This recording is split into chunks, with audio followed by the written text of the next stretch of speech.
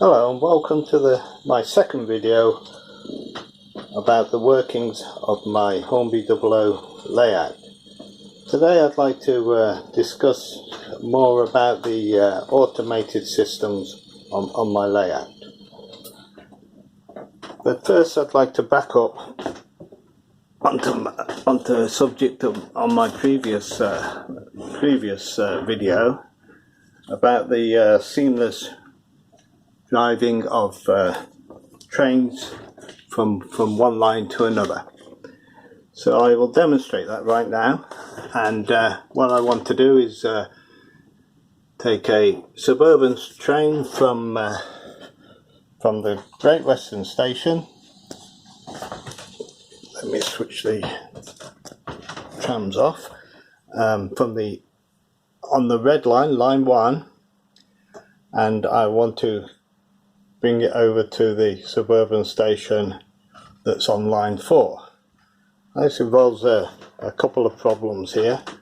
Number one being that the red line, line 1, is a clockwise direction and line 4 is anti-clockwise direction. So therefore we will need to change the direction, and so there is a reversing loop here, so it has to go around the reversing loop that is on a third controlled line. So that involves three different lines and numerous points for the train. So to do this seamlessly, we're back to my black box here. I switch line 1 and line 4 over to line 0. That means I have one controller now for all of it. Now we go to the points, and here you see I have, when all the points handles are in this direction, it means that the locos are safe to just travel on the main lines. Here we have the LMS platforms 1 to 8, and they're my running lines, and then some other points. So here you can see running lines 1 through 4.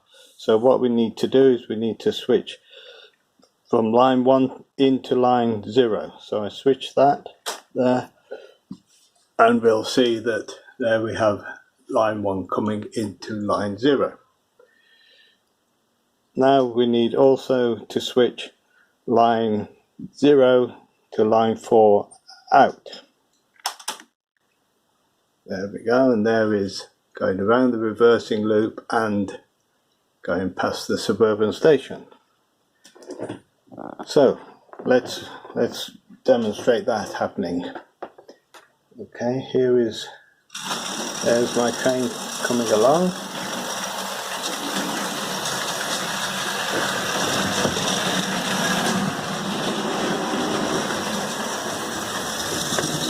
Through the station onto line 0.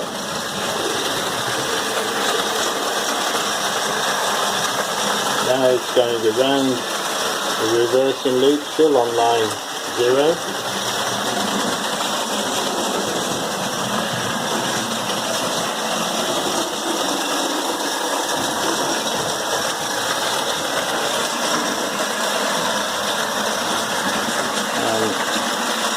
Here it's just passed onto line 4, seamlessly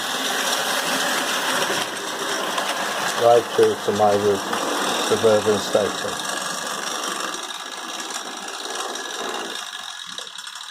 If you're wondering what the little white piece is in the chimney, that signifies that this has got a rewound motor. I don't rewind all of my locos, just the ones I use most often.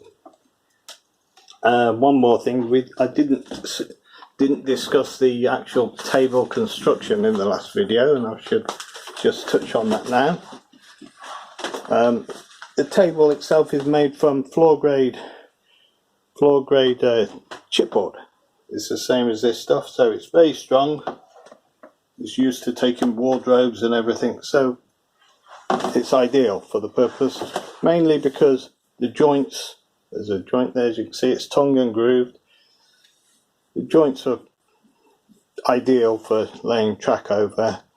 It's easy to drill, screw, cut, and in my opinion much better than plywood. It's also quite inert, so it does help with the vibrations and noise and everything like that. Also, because of its strength, means that I can have less support underneath. I only support this every 4 foot, and along the length of the joint with that middle strut, with these small they're CLS timbers. They're 60 something by 36 mil, I think, something like that dimension. They're screwed to the floor, and then up there. Now the whole layout is the same construction as that. Okay, now back to the I have a wheelie chair here. You probably hear, that's the noise you can sometimes hear in my videos, that's why I don't have any covering on the floor.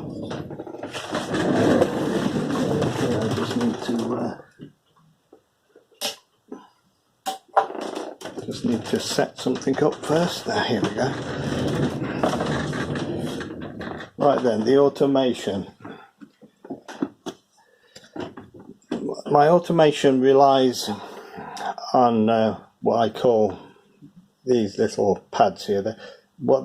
I call them my train detectors, because that's what they do. They detect where the trains are, and they pick up electricity. So there's one that I've taken off before. It's just a bit of metallic tape that is, I got some here. It's just it's lead, actually, that is, but I've used silver foil as well, and I stick it to the rail.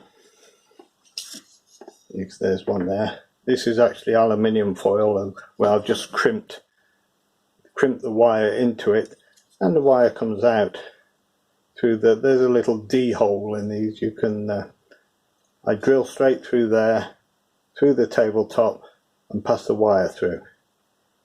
So I don't damage the track in any way, and I don't even need to remove the track to install this train detector. So I've got numerous ones of these around the layout, working on my systems. So in its basic form, when the loco comes past one of these, it picks up power from the live rail and onto the train into the detector, which then can pass the power on elsewhere. So in this case, I've got it connected to these points here. Now you could connect it direct if you wanted to, but you would need to run the loco at full speed in order to get enough power through to operate the points. So to overcome that problem, where you can drive the train through at any speed, I use what is known as a relay. That's a relay right there. Now this relay is connected to the detector, and when power passes through the detector into this, it switches a switch inside, just temporarily, just as long as the train is on the detector, and that will transfer power from your controller, from the accessories of your controller, to the point switch. So let me just show how that works. So there's the pickups on the loco there. They come along like that, and you'll hear the point. You get two, because there's two pickups. You get two jots. Now that moves the point there. Now if I go, there's another one on this side. So the train goes around the loop, and when it comes back, it goes like there, and there's the point, and it rolls over, gives it two jolts again. So again, you can see if I come this way, the points as it rolls over, operates the point. So that's my reversing loop. That's the one. It can also operate. The signals, the electric type semaphore signals, and it also operates many of my automatic systems. So there's one here, one automatic system here I'd like to show you. You can see many of these detectors. They all do different things, but this one here will detect the train, and it signifies the beginning of a block. The trains are running in this direction, so this is the beginning of a block, as in train talk, a section of track. And on the line 3 here, there's another one that signifies the end of that block. And further down the line, there are 2 more detectors that signify the beginning and the end of the blocks there also. So right here I have an area where the lines cross. So there's one coming up the hill there, up the slope from the tunnel. So there's 1, 2, 3, there's 4 lines here that all sort of merge together. Now the main running lines, these 2, line 3 and 4,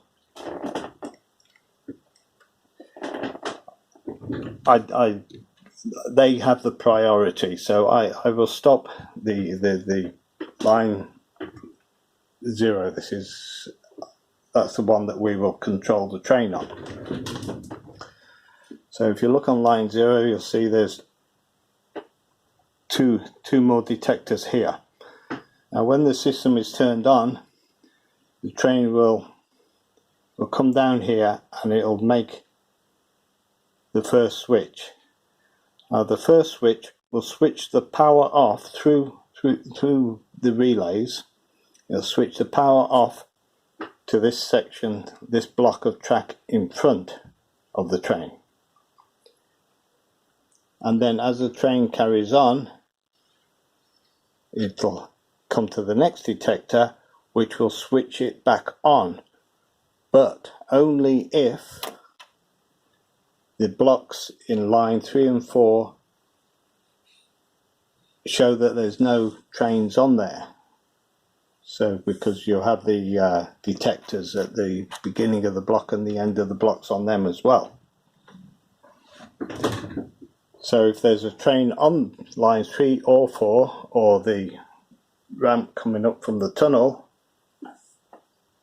the train will be halted on line 0, and that's from the other direction as well, because line 0 the trains run both ways, so it'll stop it at both ends. And that's a brief description of how the sequence of events is on there. Just one more thing, these I showed you the relay. Now this is the type of relay I use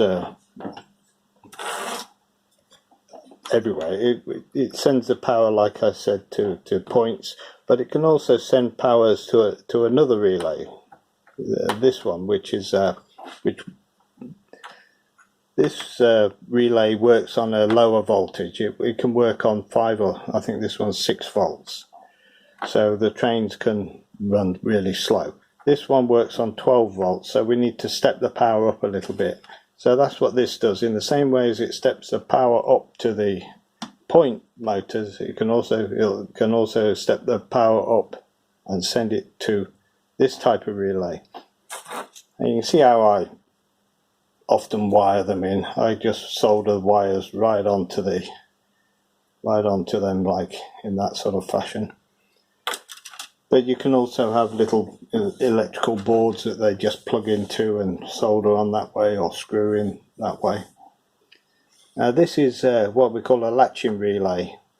As this relay will only work for the instant that the train is on the detector, this type of relay will switch on permanently, and then you then you have to switch it off permanently. So it latches on or off the power. So that's good for where you want to hold a train. You want to switch the power off on the track, say, and hold it there for however long, and then switch it back on, and the power remains on. So they're the two basic relays that we use for controlling the trains. Okay, I hope this has not been too confusing.